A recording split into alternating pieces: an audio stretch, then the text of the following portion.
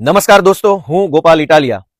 આપણે સૌ જાણીએ છીએ કે ગુજરાતની અંદર રાજનીતિમાં ભ્રષ્ટ જુઠ્ઠી પાર્ટી એટલે કે બીજેપીએ ગુજરાતની જનતાને શોષણ કરવામાં, ડરાવવામાં, દબાવવામાં, ધમકાવવામાં અને તાનાશાહી કરવામાં કોઈ કસર છોડી નથી. પણ બીજેપી પાર્ટીની આટલી હદ સુધીની તાનાશાહી હોવા છતાંય, આટલી હદ સુધી ગુંડાઓ જેવું વર્તન હોવા છતાંય ગુજરાતના કેટલાક યુવાનો ભાજપની આંખમાં આંખ નાખીને એને લલકારે છે. ભાજપની છાતી ઉપર પગ રાખી અને ગુજરાતના કેટલાક તરવરિયા યુવાનો જનતા માટે લડાઈ લડી રહ્યા છે. અને આ વાત જ ભાજપને ખટકે છે કે જાણે કે અંગ્રેજોનું શાસન હોય એવી રીતે મન ફાવે એવું કરવાની એમને સત્તા છે. તેમ છતાંય ચૈતરભાઈ વસાવા જેવા કે ગોપાલભાઈ કે ઈશુદાનભાઈ કે રાજુભાઈ કરપડા જેવા યુવાનો કેવી રીતે ભાજપની આંખમાં આંખ નાખીને બોલતા થયા છે. અને એ વાત એમને ખટકે છે. એટલે અંગ્રેજોના સીધી લીટીના વારસદારો જેવા બીજેપીના સરકારમાં બેઠેલા નેતાઓ જેમ અંગ્રેજો સત્તાનો ઉપયોગ કરતા હતા, જેમ અંગ્રેજો પોલીસનો ઉપયોગ કરતા હતા, જેમ અંગ્રેજો જેલનો ઉપયોગ કરતા હતા, એવી જ રીતે આ અંગ્રેજોના સીધી લીટીના વારસદાર બીજેપીના નેતાઓ જેલ, પોલીસ અને દંડાનો દુરુપયોગ કરી રહ્યા છે.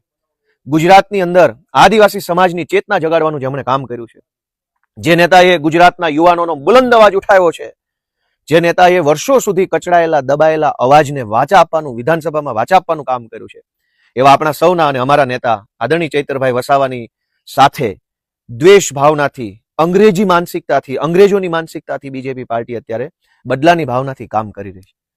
ભાજપનો પટ્ટો ગળામાં પહેર્યો હોય અને બળાત્કાર કરે તો થોડાક જ સમયમાં જામીનમાં છૂટી જાય છે. ભાજપનો પટ્ટો ગળામાં પહેર્યો હોય, ડ્રગ્સ વેચે તો પણ જેલમાંથી છૂટી જાય છે. ભાજપનો પટ્ટો ગળામાં પહેર્યો હોય, લૂંટ કરે તો પણ જેલમાંથી છૂટી જાય છે. ભાજપનો પટ્ટો ગળામાં પહેરીને છેડતી કરે તો પણ ટૂંકા ગાળામાં છૂટી જાય છે. ભાજપનો પટ્ટો ગળામાં પહેરી અને 2000 કરોડનું મનરેગા કૌભાંડ કરે તો પણ જેલમાંથી જામીન ઉપર છૂટી જાય છે. ભાજપનો પટ્ટો પહેરીને કોઈ પણ પ્રકારનું હલકામાં હલકું કૃત્ય જો ભાજપનો કોઈ માણસ કરે તો આ રાજ્યની અંદર પોલીસ, કોર્ટ, જેલ કશું જ કંઈ એને રોકતું નથી. પણ ચૈતરભાઈ વસાવા જો આદિવાસી સમાજનો અવાજ ઉઠાવે, દાહોદમાં ચાલતી મનરેગા કૌભાંડ ઉજાગર કરે, છોટાઉદેપુરનું સાયકલ કૌભાંડ જો ચૈતરભાઈ ઉજાગર કરે, અલગ અલગ આદિવાસી વિસ્તારોમાં ચાલતી નકલી કચેરીઓને ઉજાગર કરે, શિક્ષણના નામે ચાલતા ભ્રષ્ટાચારને ઉજાગર કરે, આદિવાસી બાળકોના સારા ભવિષ્ય માટે એ સંઘર્ષ કરે, તો અંગ્રેજોના સીધી લીટીના વારસદાર એવા ભાજપના કેટલાક નેતાઓના પેટમાં કેરોસીન રેડાય છે. અને એટલે કાયદાનો દુરુપયોગ કરીને યેન કેન પ્રકારે ચૈતરભાઈનો અવાજ દબાવવા માટેની કોશિશ થઈ રહી છે. પણ એમ દંડાના જોરે, સત્તાના જોરે જો અવાજ દબાઈ જ જતો હોત તો દેશ જ ક્યાં આઝાદ થવાનો હતો. દંડાથી અવાજ આ દેશમાં દબાયો નથી અને દબાશે નહીં.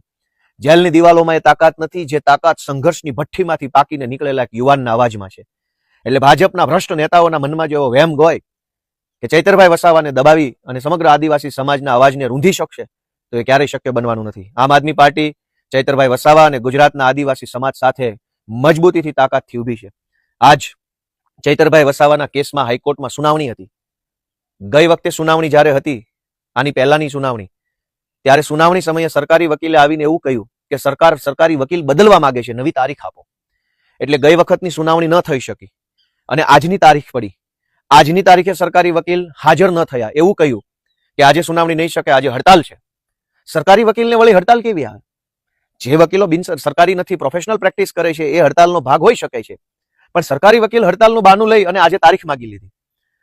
ભાજપનો માણસ બળાત્કાર કરે તો ભાજપના મંત્રી સુદ્ધા એની પાછળ છોડાવા લાગી જાય છે. પણ ચૈતરભાઈ વસાવાનો એક મામૂલી કેસમાં હાઈકોર્ટ જેવી અદાલતોમાં પણ તારીખ પે તારીખ કરાવી રહ્યા છે.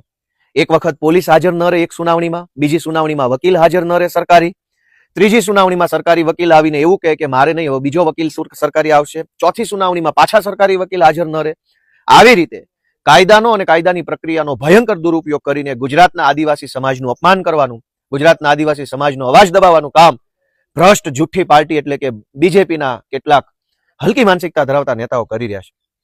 અમને ગર્વ એ વાતનું છે કે અમારા નેતા ચૈતરભાઈ વસાવા અડીખમ યોદ્ધાની જેમ આજ ઉભા છે.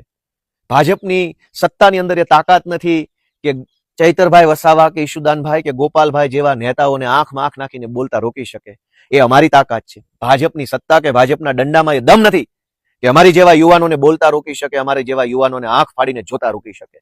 સમય આજ ભાજપની તાનાશાહીનો છે, પણ સમય ક્યારે આવો નહીં રહે. અન્યાય, અત્યાચાર અને અનીતિનું શાસન ધ્વસ્ત થશે. આ શાસન પડી ભાંગશે અને ગુજરાતની અંદર જનતાના શાસનનો ઉદય થશે. એના પાયાની અંદર ચૈતરભાઈ વસાવા જેવા ક્રાંતિકારી આદિવાસી યોદ્ધાનું યોગદાન રહેશે. હું ભાજપના સૌ જે કાંઈ પણ લોકો ભ્રષ્ટાચાર કરી અને ખાઈ બધી અને એકદમ તગડા થયા છે, એમને કહેવા માંગુ છું કે તમારે જેટલી તાનાશાહી કરી હોય એટલી કરી લેજો. અફસોસ ન રહેવો જોઈએ કે તમે આ 2 જુલમ ઓછા કર્યા હતા. તમારા તમામ જુલમનો જવાબ અમે લોકતાંત્રિક પદ્ધતિથી આપશું. ચૈતરભાઈ વસાવા આપણી વચ્ચે ટૂંક સમયમાં આવશે એવી આશા અને એવા વિશ્વાસ સાથે સૌને જય જય ગરવી ગુજરાત.